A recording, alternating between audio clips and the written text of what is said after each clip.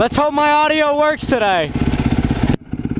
Look back and watch me smack that all on the floor. Smack that, give me some more. Smack that till you get sore. Smack that, oh.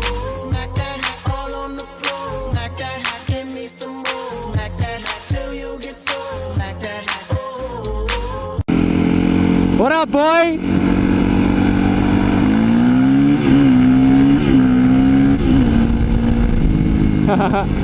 Hey, how you doing? No? Alrighty then.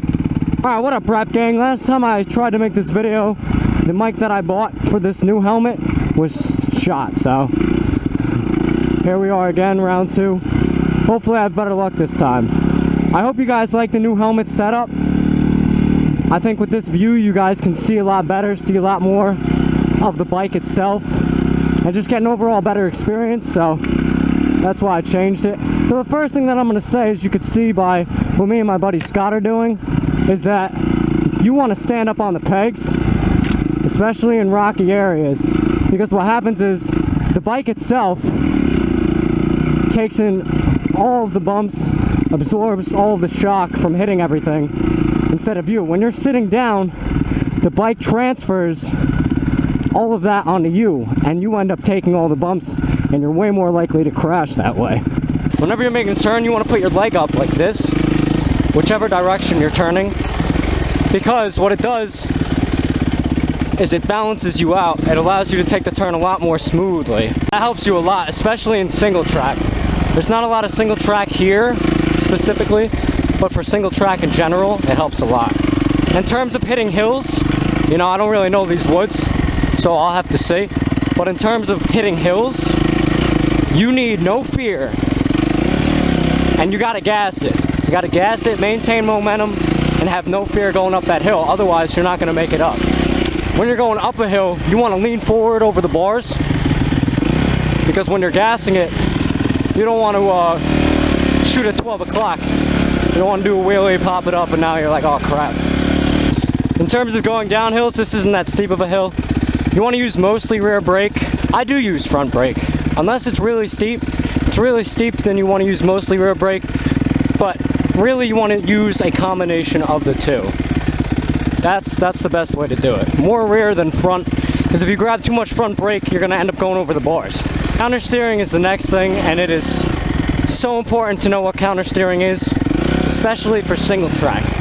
Basically what it means is you turn the opposite way that you want to go, which sounds weird, so I'm going to simplify that. Basically, if you want to turn left, you want to push forward on the left bar. It sounds weird. It's like, oh, it turns that way, but think of it as you're leaning into it.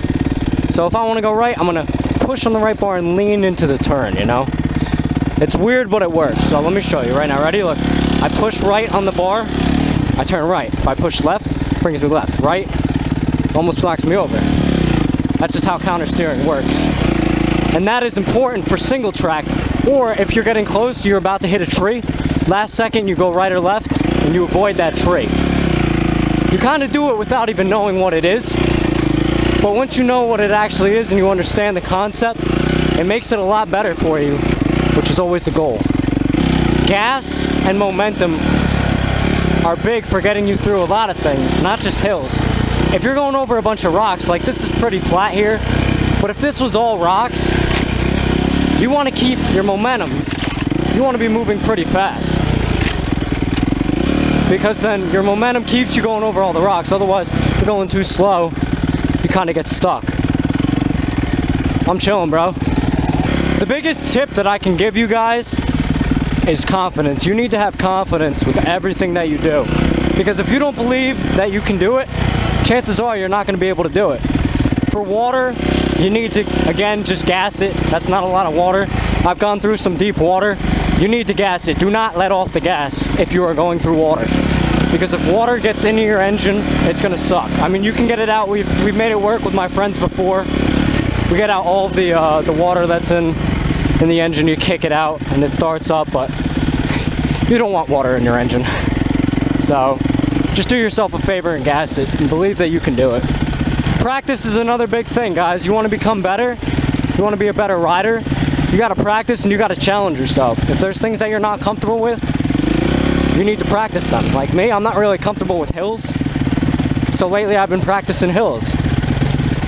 And like I said, I am not the best rider in the world.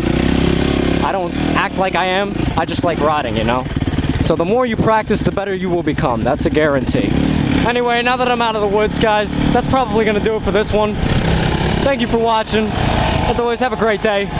Peace.